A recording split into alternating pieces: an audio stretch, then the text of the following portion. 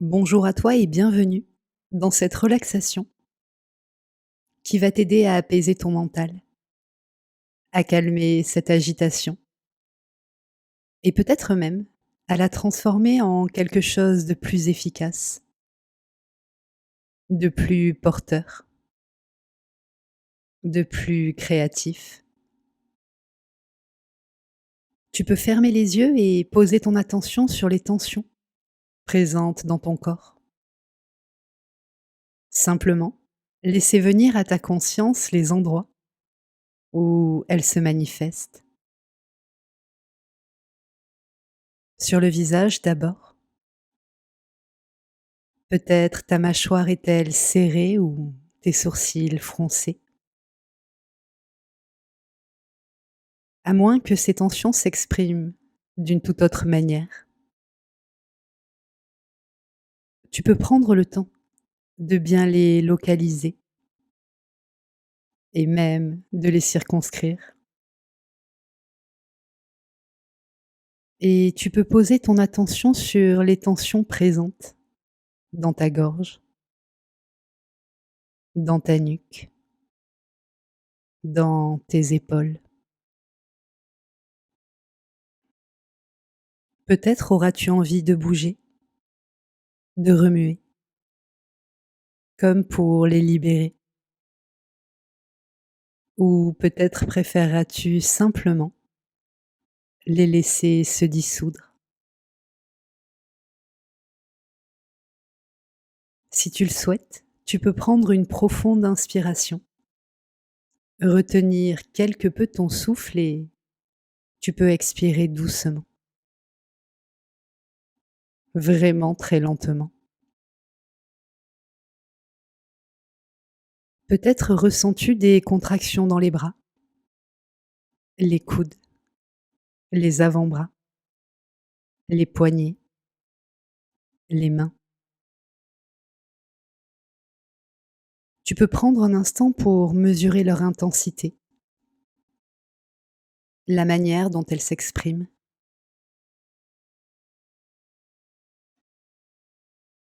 Il est possible que tu aies conscience que lorsque le corps se met en tension, c'est simplement pour se préparer à l'action et qu'il se relâche tout naturellement lorsqu'il se prépare à l'inaction. Tu peux prendre un instant pour mesurer ce que cela fait naître en toi. Les pensées dans ce mental envahissant, les sensations dans ce corps obéissant. Et tu peux poser ton attention sur la présence ou l'absence de tension dans ton thorax, dans ton plexus solaire. Et tu peux à nouveau prendre une profonde inspiration, retenir un peu cet air frais et si doux. Et tu peux expirer lentement, le plus lentement possible.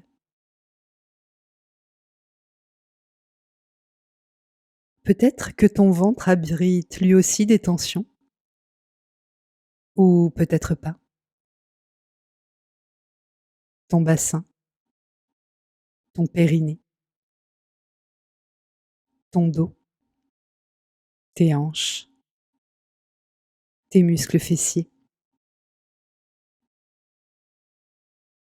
Il est possible que tu aies la sensation d'avoir beaucoup de choses à faire,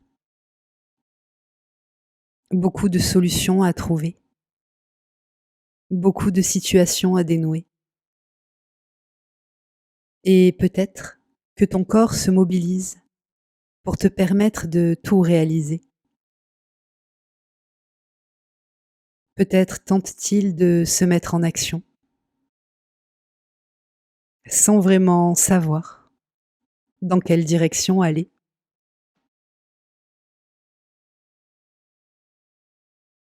D'ailleurs, Peut-être que tes jambes contiennent des tensions, tes cuisses, tes genoux, tes mollets,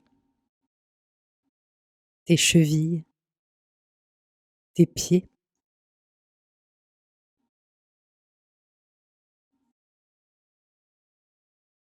Maintenant que tu es plus posée, peut-être simplement plus consciente de cette agitation mentale qui semble s'être installée dans ton existence,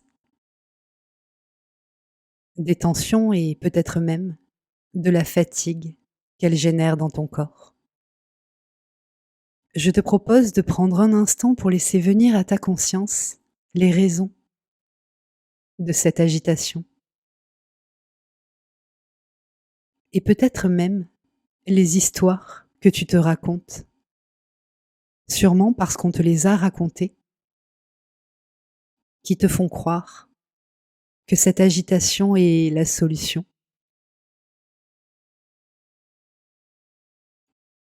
Peut-être crois-tu manquer de quelque chose? Peut-être crois-tu manquer de temps, d'espace, de force, de détermination, d'une qualité nécessaire ou du soutien, de l'aide nécessaire? À moins que tu ne penses manquer de toute autre chose.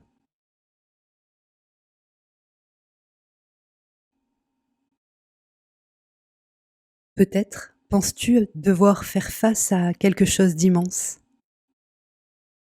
de dangereux,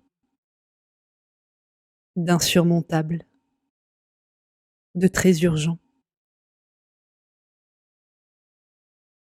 à moins que tu ne crois devoir acquérir quelque chose de rare, de limité, de précieux.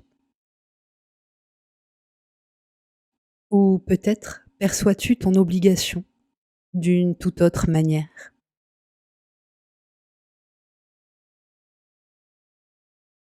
Peut-être as-tu peur de te tromper, de faire le mauvais choix, de mal faire,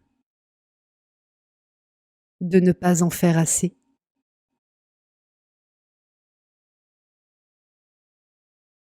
Peut-être penses-tu que seul ce qui est parfait fonctionne, ou même qu'une seule erreur, qu'un seul acte peut réduire à néant tous tes efforts,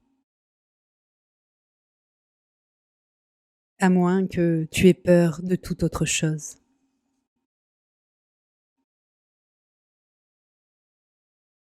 Et peut-être même vis-tu tout cela à la fois, et que c'est vraiment très inconfortable, peut-être même épuisant, douloureux.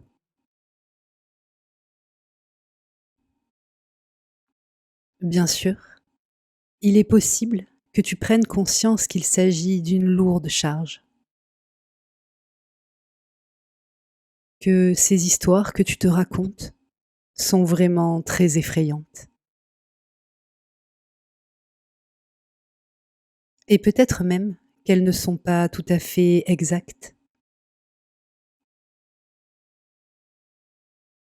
Peut-être par exemple te souviens-tu que nombre de découvertes révolutionnaires sont issues d'une erreur, d'un manque d'attention,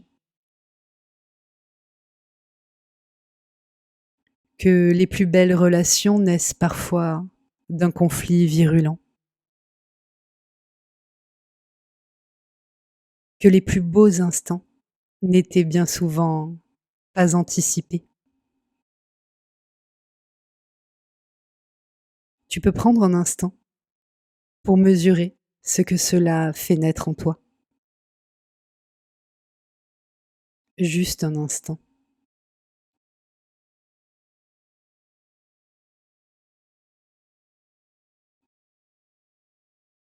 Maintenant que tu sais que ce qui te fait peur n'est pas une vérité absolue, tu peux à nouveau poser ton attention sur ce que tu te racontes, sur les raisons de ton agitation mentale, tranquillement.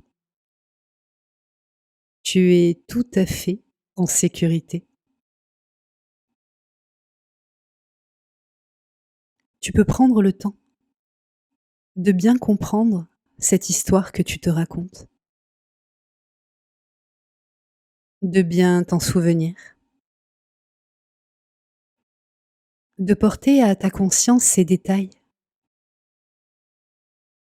la manière dont elle s'articule,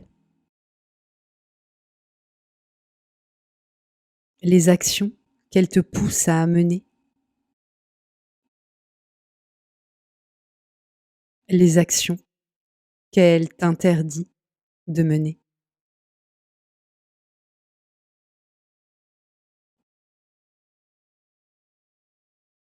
Simplement pour connaître le jeu auquel tu joues, pour en comprendre les règles et peut-être même pour pouvoir choisir si tu souhaites continuer à jouer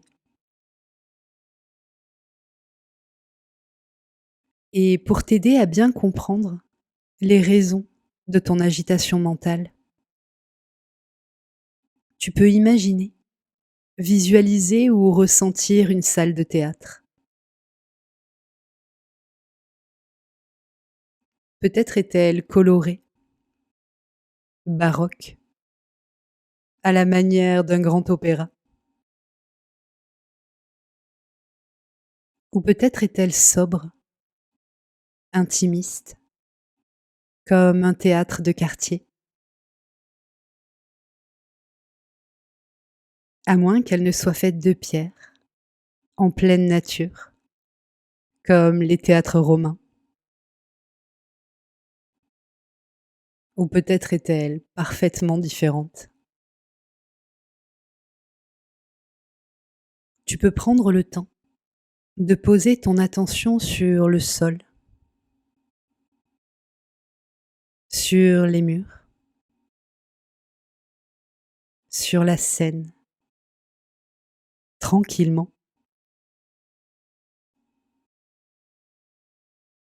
Bien sûr, l'air est doux, la température agréable. Tu te sens bien.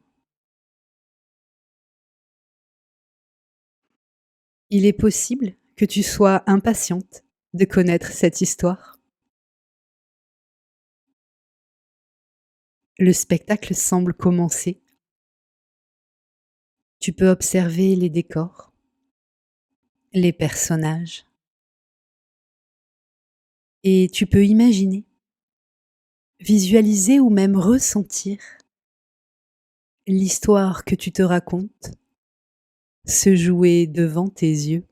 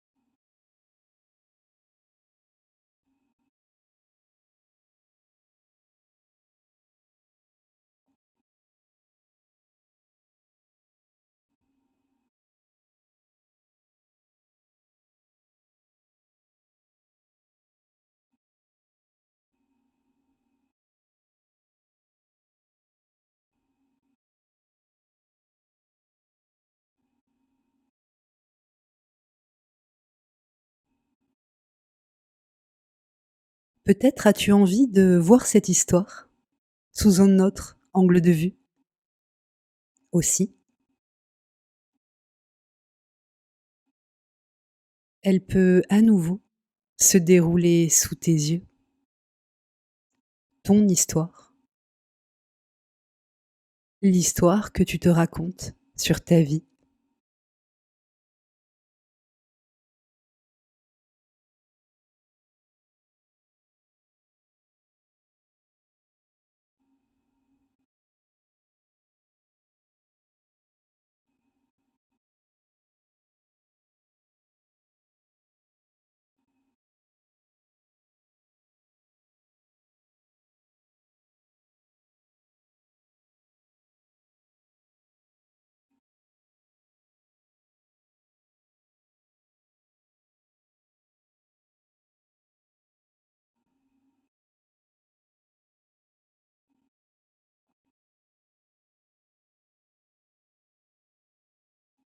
Il est possible qu'un nouveau personnage entre en scène.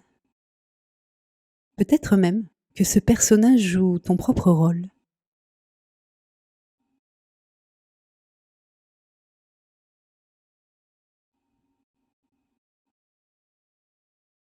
et tu peux l'observer, le ressentir, essayer tant bien que mal de déjouer l'issue attendue.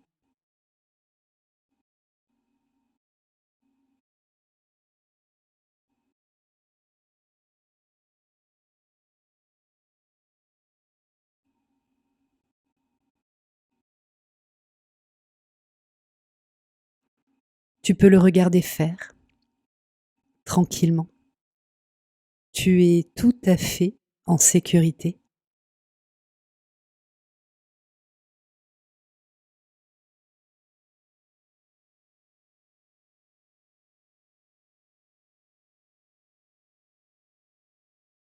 Au fond de ton cœur, tu sais parfaitement que cette histoire n'est qu'une fiction, qu'un mythe.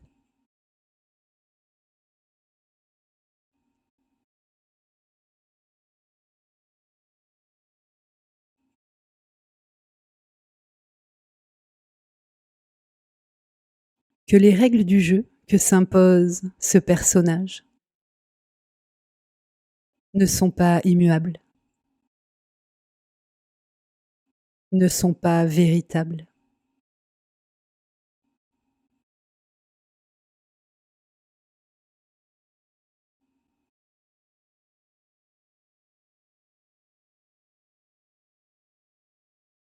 Il est possible que tu commences à prendre conscience qu'un désir profond, impérieux, se cache sous cette peur,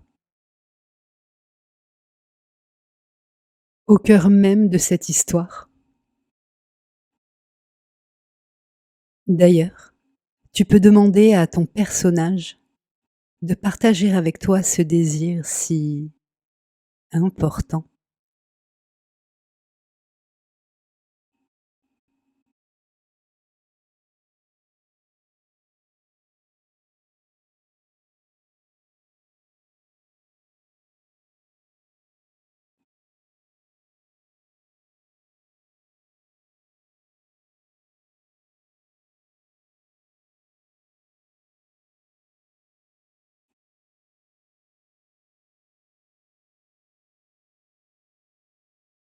Tu peux, si tu le souhaites,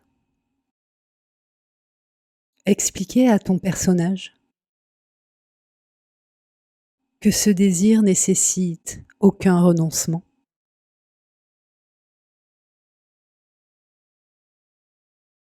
que ton personnage peut parfaitement nourrir ce besoin,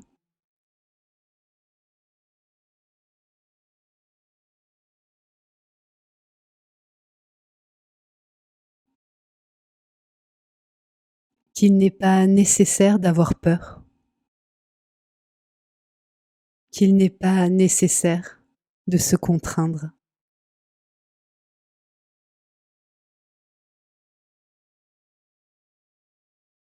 qu'il peut tout à fait arrêter de jouer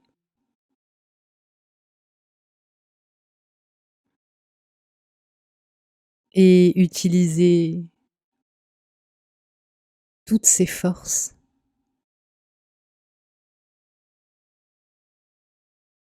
toutes les opportunités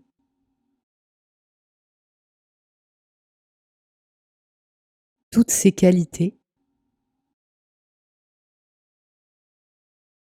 tous ses défauts pour nourrir son besoin.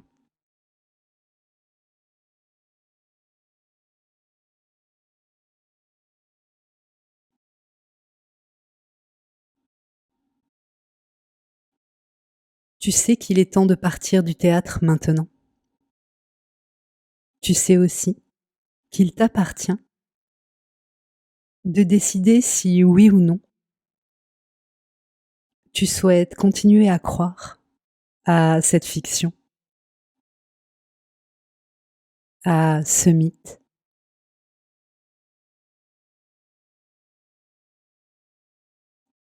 Peut-être sais-tu maintenant que tu peux prendre soin de ce désir d'une multitude d'autres façons.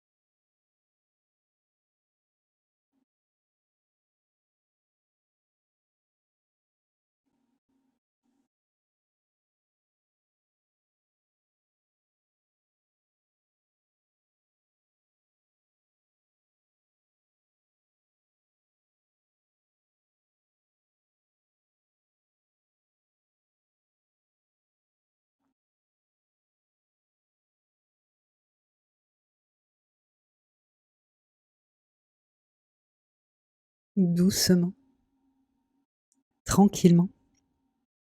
Tu peux sortir de la séance et revenir, ici et maintenant. Pour aider ce corps, tu peux remuer les pieds, peut-être les mains.